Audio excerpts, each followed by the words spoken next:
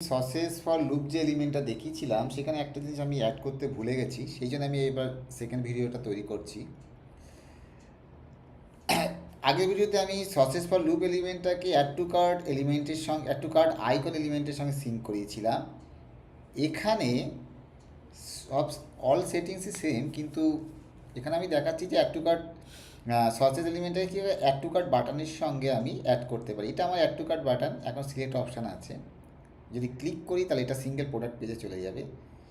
নাও আমি যখন এটা আমার সসটাকে সিলেক্ট করছি, তখন কিন্তু অ্যাড টু কার্ট বাটনটা, সিলেক্ট অপশানটা অ্যাড টু কার্ট বাটনে কনভার্ট হচ্ছে। আর যখন আমি এই বাটনটা ক্লিক করব তখন আমার কী হবে, প্রোডাক্টটা কার্টে অ্যাড হবে। সমস্ত সেটিংই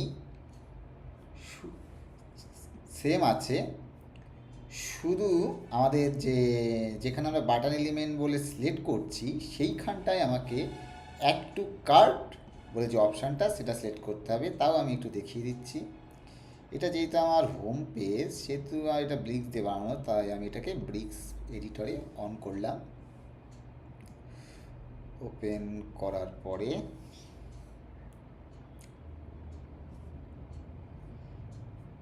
আচ্ছা, এই যে আমার অ্যাড টু কার্ট বাটন, সসেস যেটা এখানে দেখানো যাচ্ছে না, এইখান থেকে আমি আমার সসেস এলিমেন্টটাকে সিলেক্ট করলাম। সিলেক্ট করার পরে আমি এখানে চুজ করেছি যে sync with add to cart button, এই অপশানটা এনাবেল করার পরে যে বাটন এলিমেন্টটা, এক্ষেত্রে আমি অ্যাড টু কার্ট এলিমেন্টটাকে সিলেক্ট করেছি, যেহেতু আমার যে বাটনটা আমি অ্যাড করেছি নেস্টেড প্রোডাক্টের মধ্যে অ্যাড টু কার্ট এলিমেন্ট, এটা কিন্তু ব্রিক্সের add to cart element, not the view add to cart element. ঠিক আছে? তো সেটা বিউ হোক বা ব্রিক্সের হোক, যে কোনো অ্যাড টু কার্ট এলিমেন্টের সঙ্গে সসেস ফর লুপটা কিন্তু সিঙ্ক হয়ে যাবে। এবার আমি কি করেছি, আমার অ্যাড টু কার্ট বাটনে একটা টেক্সট দিয়েছি, অ্যাড টু কার্ট। এটা চেঞ্জ করে আমরা দিতে পারি buy now or any other thing, buy it or purchase now, যে কোনো আমরা জিনিস একটা দিতে পারি। আর প্রাইস আপডেটের জন্য যে সিলেক্টরটা আমাদের দরকার, সেই সিলেক্টরটা আমরা এখানে এন্ট্রি করব। যেহেতু আমি এখানে কোনো প্রাইস শো করিনি, তো আমি এখানে এটা অ্যাড করিনি।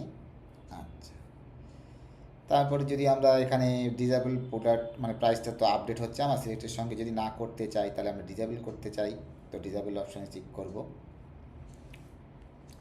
এবার যে অ্যাড টু কার্ট বাটনটা, এই যে আমরা ক্লিক করলে যে আমাদের যে টিক আইকনটা আসে, সেটাকে ডিজেবল করলে আমরা এই অপশানটা